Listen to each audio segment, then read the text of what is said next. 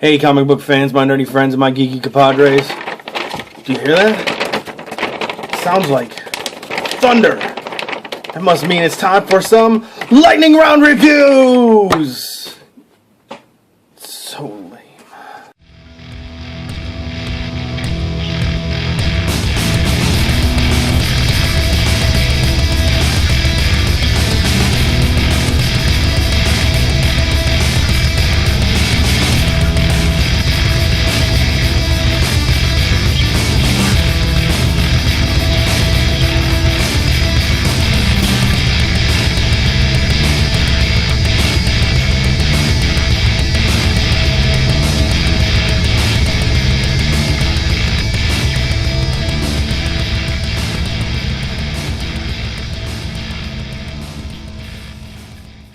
Alright, hey, coming at you for some lightning round reviews. We'll go over what I picked up this week, and I'll let you know what I thought about them. I actually have one back issue from 2 weeks ago, I believe, and that is Trinity of Sin, Pandora, number 1. This was great. I really liked it. I enjoyed the backstory of Pandora and getting to know, you know, what she was all about, what happened, and kind of why the Trinity War even started. You know, you can see the skull right there. That's Pandora's box. For anybody who doesn't know, who hasn't read this, you know, Pandora let loose the 7 sins upon the earth, and this is just her kind of dealing with that. Dealing with what happened. So yeah, pretty cool. I liked it a lot. Next, Superior SpiderMan number 14. We got Ramos on art, which I freaking hate. But on the plus side, no camel toe. See that? None. New costume. It was cool. I liked it. Everybody kind of gets what they want in the end. Well, people reading get what they want in the end of this story. Kind of another teaser from, God, I think it was issue 10? 11 maybe? No, 10. The end of 10. So, in here we get Octo Spidey kind of flexing his muscle against the Kingpin and Hobgoblin, and it was pretty cool. Pretty cool battle type scene. Apparently Spider-Man has gone and got himself some help. You see all these faces? These are his, like, I forget what he calls them, but they're like his henchmen, pretty much. If good guys had henchmen. But you see a lot of Octavius coming through even more now. So he's not even trying to be a superior Spider-Man.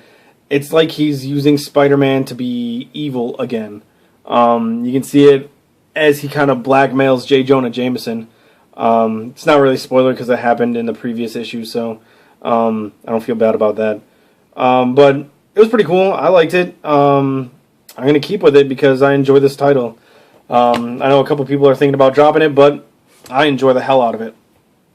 Next, we have Lazarus Number 2. Another book I really enjoyed. This, I mean, it's not action-packed or anything. This kind of gives you a whole lot more story as far as Forever is concerned. You kind of understand what her role in the family is a little bit more now, and you see what kind of the path she's about to take, and it's great for story development. I mean, you always have those issues that not a lot of action happens, but this one does it really, really well. I enjoyed it. Really good. I'm really digging this title. Excited to see what keeps happening with this book. Next, Harbinger Number 14. this is the last Harbinger issue of the Harbinger Wars. Thank God. I thought it was a 6-part event, but it's actually a 4. It so needed to be done. It just got boring, and I started not caring, and I'm excited for the next issue to go back to the Harbinger characters that I love. You kind of get that out of this, the ending of the Harbinger Wars. Pretty much, it felt like nothing happened in this entire event, and overall, I didn't like the event at all, but I wasn't picking up every book with it. I was picking up just Harbinger Wars and Harbinger. There were also Bloodshot issues that went along with it. So I can't say that I really didn't like the event as a whole, because I didn't read the whole thing, but the parts that I did read, I was just, oh my god, I was so done with. But yeah, again, really excited to get just back to normal in the Harbinger universe. Next, a new book that I picked up. I've never picked up one of these before. Lobster Johnson, number 1 of Ascent of Lotus. It's a 1 of 2. Really cool. I actually enjoyed it a lot. It's very pulpy. And it's the kind of the BPRD universe. You know, I went into it not really knowing anything about the character, and I'm still kind of not really sure what he's all about. But it was really cool. I mean, it felt like a kind of like just a old school pulp, like Dick Tracy type story. You know, a lot of like watching the bad guy in the shadows, and it was just cool. Like, it just it felt old and new at the same time. And the last page, it just freaked me out a little bit. So that's cool. I really enjoyed it. If you're into that kind of, you know, pulpy type stuff, this is definitely the title for you. Really good. I enjoyed it. I'm excited to see like the next issue. I know that Lobster Johnson are usually a bunch of like one-shots kind of, but this is a 2-part just story arc, and it's really cool. I liked it a lot. Oh, next, kind of like the next 2 are like my picks of the week: Justice League Dark and Constantine. For those of you who picked both of them up and you haven't read them yet, I suggest reading Justice League Dark first and then reading Constantine. It'll make more sense as far as the continuity of the story. So first we'll start off with Justice League Dark. In this we see just kind of, it's kind of like the whole Trinity War is kind of difficult to explain because there's so many parts to it. Like, yeah, when you first started reading it, it was, you know, Justice League versus JLA and kind of JLD, but not really. And then you learn that there's this guy behind everything, kind of orchestrating the whole Trinity War. But then there's like the 3 characters that are the Trinity of Sin type. So there's a whole lot going on. God, it's really hard to explain. But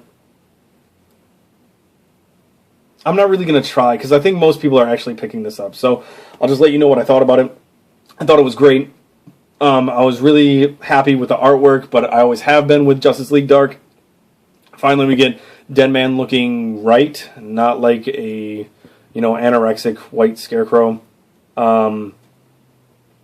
Yeah, it's just cool. I really am enjoying what's going on here. You know, everybody's kind of doing their thing, trying to figure out what's going on with Superman, and yeah, it's really cool.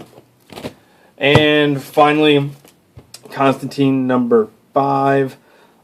This kind of goes off on a path that happened in JLD. Constantine takes Shazam to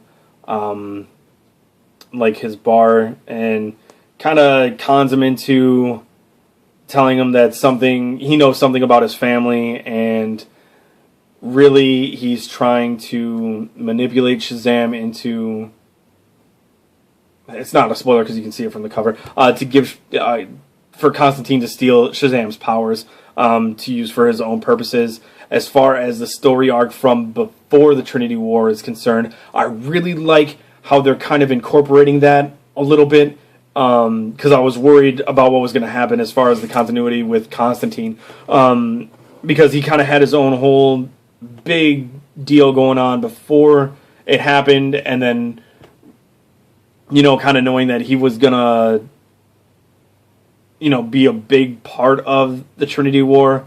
I was concerned that they were just going to drop that storyline, but they didn't.